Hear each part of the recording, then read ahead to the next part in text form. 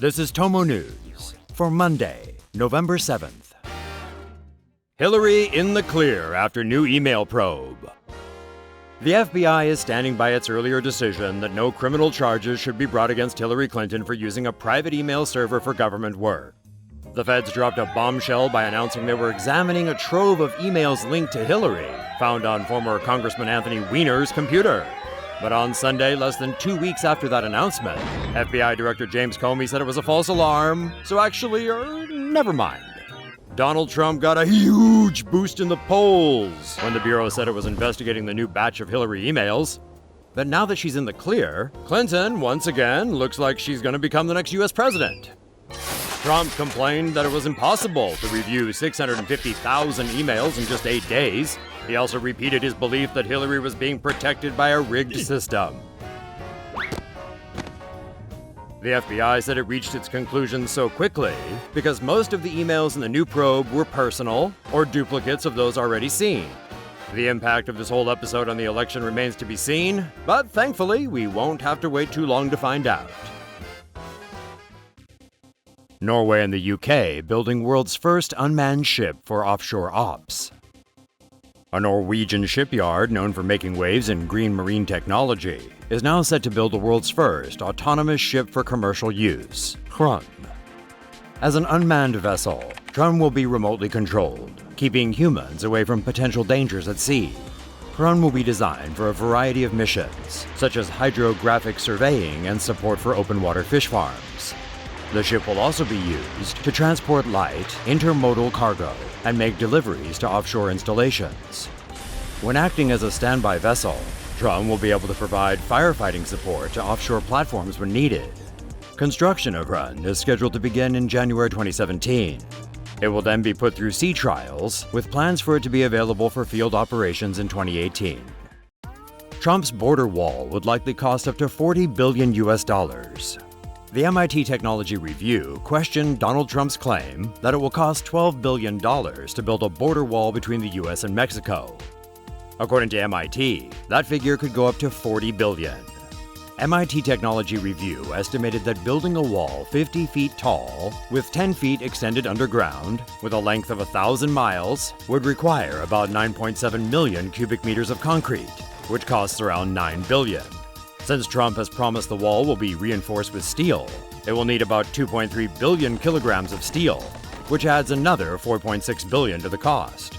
The addition of labor costs and other expenses brings the cost estimate to between $27 billion and $40 billion. Research firm Bernstein Research has calculated that if Trump's wall is 5 feet wide, 1 foot deep, and 1,000 miles long, it would require a total of 7.1 million cubic meters of concrete at a cost of over $700 million. It would also require around 2.4 million tons of cement at a cost of around $240 million. Moreover, labor, land acquisition, and construction payments could bring the cost of the wall to anywhere between $15 billion and $25 billion. Earthlings will be treated to a supermoon this month. The biggest full moon of the 21st century so far will be visible on November 14th. The orbit of the moon is elliptical, which causes variations in the moon's apparent size in the eyes of an observer on Earth. The closest point of the moon's orbit to Earth is known as the perigee, and the farthest from Earth is known as the apogee. One complete revolution of the moon's orbit takes about 8.85 Earth years. The lunar phases shift as the moon changes its position relative to the sun and Earth. A full moon appears when it is in direct opposition to the sun and is completely illuminated as seen from Earth. A supermoon occurs when there is a full moon while it is at its closest point to Earth. A micromoon occurs when there is a full moon while it's at its farthest point from Earth. Supermoons generally appear 14% larger and 30% brighter than an average full moon. If you miss the supermoon on November 14th, there'll be another one on December 14th, although it will not appear to be as big. And if you miss both events, the next supermoon arrives in 2034. TV show gives a glimpse of life on Mars. The first home designed for humans to live in on Mars will be unveiled at an exhibition in the UK on November 10th. The exhibition of the show home ties in with a National Geographic docudrama that imagines colonists from Earth living on the Red Planet. The house would be constructed with Martian soil. The soil would be microwaved until it forms a brick. The bricks would be used to build the walls of an igloo-shaped dome, which would be around 10 feet thick. Recycled spacecraft parts, including a double airlocked entrance, would be used as the front door. Experts believe the dome would be able to withstand the Martian environment, including extremely low temperatures, micrometeorite impacts, a thin atmosphere, and cosmic radiation. An underground area would contain facilities such as a dining hall and laboratory. The colony would expand module by module until it forms a city, termed Olympus Town. The exhibition at the Royal Observatory Greenwich in London coincides with the launch of the 6-part docudrama Mars, which tells the story of an attempt to colonize Mars in the year 2033. Paris gives go-ahead to flying water taxi trials. Ever wanted to take in the City of Light via a flying boat? Well, soon you might be in luck.